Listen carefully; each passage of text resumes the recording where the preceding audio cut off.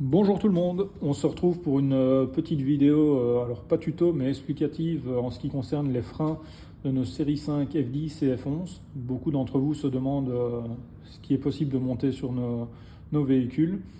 Alors vous avez différents sets de freins qui s'offrent à vous. Je vais vous expliquer un petit peu tout ce que l'on peut retrouver, du moins tout ce que j'ai pu trouver sur le net et ce que j'ai moi-même fait, et vous faire un petit condensé pour essayer de vous éclaircir. Alors sachez une chose, c'est que vous pouvez changer vos étriers par du plus gros évidemment. Ça ne va pas non plus être le jour et la nuit. Dans le sens, vous avez un mètre cylindre avec un master vac qui va pousser la même pression dans votre durite. Donc la seule chose où vous allez pouvoir gagner, c'est en surface de friction sur vos plaquettes et sur les disques. Plus la surface est grande évidemment, meilleur vous aurez un freinage, mais c'est pas non plus transcendant la différence.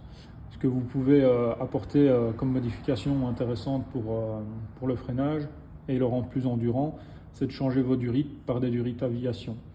Donc c'est des durites, certains d'entre vous le savent, d'autres pas, qui sont entourés d'une tresse métallique et qui empêchent que vos durites se dilatent quand le liquide de frein est trop chaud. Donc ça va avoir vraiment un impact sur l'endurance du freinage. Bon après, on sait très bien que nos séries 5 n'ont pas vocation à aller faire de la piste, mais bon, pour ceux qui voudraient s'amuser un petit peu, on va dire, et arsouiller, ça peut être intéressant de le faire. Moi je l'ai fait parce que j'avais aussi envie de changer mes étriers, et tant que j'y étais, j'ai tout fait. Je l'ai changé, 1 pour le freinage, 2 pour l'esthétique, parce que c'est quand même plus joli qu'un étrier monopiston flottant. Donc voilà, c'est question de goût.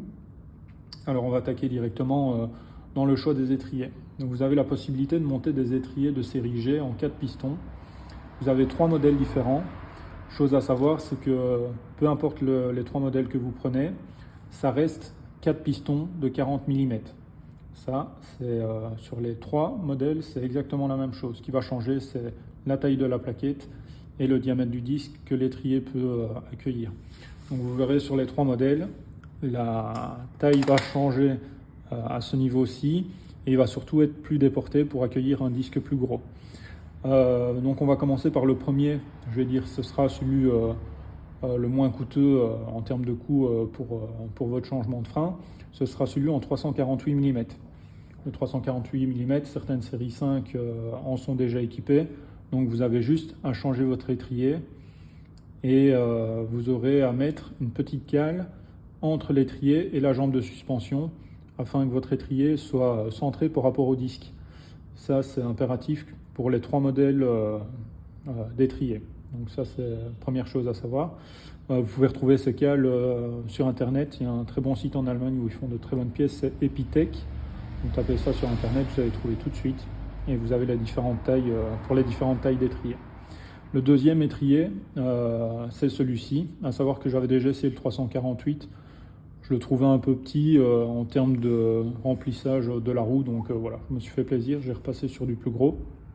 Ici, on est sur le 374 mm, à savoir que j'ai dû changer les disques, évidemment, mais pour ceux qui auraient, par exemple, du 374 mm, je pense à ceux qui ont des 50D ou des 50i, vous devrez quand même changer vos disques, parce que les bols ne sont pas la même taille, c'est-à-dire que le problème que vous allez rencontrer, c'est que vos plaquettes vont toucher le bol avec vos disques de série F. Vous devez donc prendre des disques de série 5 GT, donc les F07, ou alors de série 7 F01, qui ont des disques en 374, mais avec un bol plus petit comme celui-ci. Et là, le disque ne touche pas, enfin le bol ne touche pas, et vous avez un fit parfait. Vous avez le troisième étrier, qui est en 395 mm, qui est sur les X5 et les X6 de série G. Donc ça commence à être plus gros, et là vous devez mettre un disque de X5M qui est quand même vachement plus coûteux.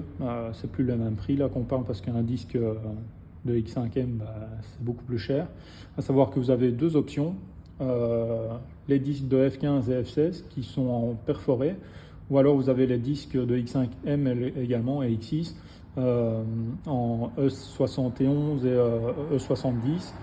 La seule petite modification que vous allez devoir faire si vous prenez des disques de X5, c'est devoir repercer légèrement le trou pour la vis de centrage, enfin de fixation du disque. Parce que la tête et le filetage de la vis du X5 n'est pas la même, et donc vous devrez changer ça.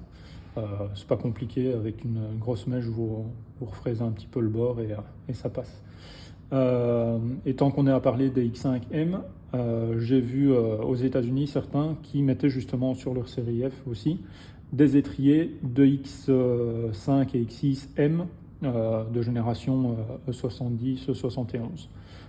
Ça fit très bien aussi. Et pareil, vous aurez une petite cale d'élargissement à mettre entre les deux, encore une fois pour centrer votre disque. Et je vais parler de la dernière option qui est possible, en tout cas pour nos F10 F11, c'est de passer en freinage de la M5 F10.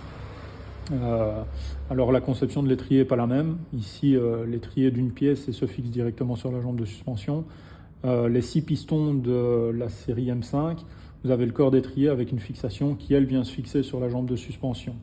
Et donc, vous devrez changer cette cale de fixation, en fait.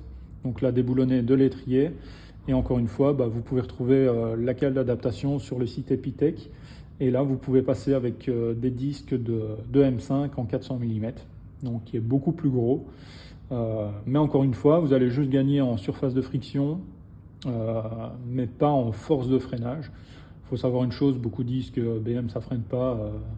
Ça freine, mais ça freine bien une ou deux fois. C'est surtout l'endurance qui est en cause en général. BM part du principe que vous devez pouvoir faire plusieurs arrêts d'urgence sur l'autoroute pour diverses raisons, ralentissement, gibier, etc. Mais elles ne sont pas spécialement conçues pour aller chatouiller la piste. Donc voilà, j'espère que ça aura pu un peu éclaircir ceux qui souhaiteraient changer leurs étriers et faire un nouveau setup frein. Avant de finir la vidéo, je voudrais revenir sur quelque chose, une problématique que vous allez pouvoir rencontrer, pas sur le setup frein en lui-même, mais sur le choix des jantes. Effectivement, quand vous changez vos freins, il faut en être conscient. Vous ne pouvez pas mettre ce que vous voulez, dans le sens, je pense que le 19 pouces c'est le minimum qu'on puisse mettre. Le 18 me paraît trop petit pour ce genre de gros setup frein. Ça, c'est la première problématique, donc c'est la taille de jante. Et la seconde que vous devez vraiment prendre en compte également, c'est l'ET, donc le déport de la jante. Ici, j'ai mis mes 351M du pack M. Aucun souci au niveau du montage, pas de problème. J'ai par contre voulu monter des jantes de M5 en 19 pouces, les 345M. Je me suis dit ça ne poserait pas de souci parce qu'elles ont déjà un déport un peu plus large, enfin elles ressortent un peu plus que des jantes de non M. Et en plus, la M5 est chaussée avec des étriers 6 pistons qui sont quand même assez gros aussi, donc je me suis dit que ça devrait aller. Et bien non, ça a touché au niveau du corps de l'étrier. Et pourtant la jante en elle-même ressortait beaucoup plus que celle d'origine.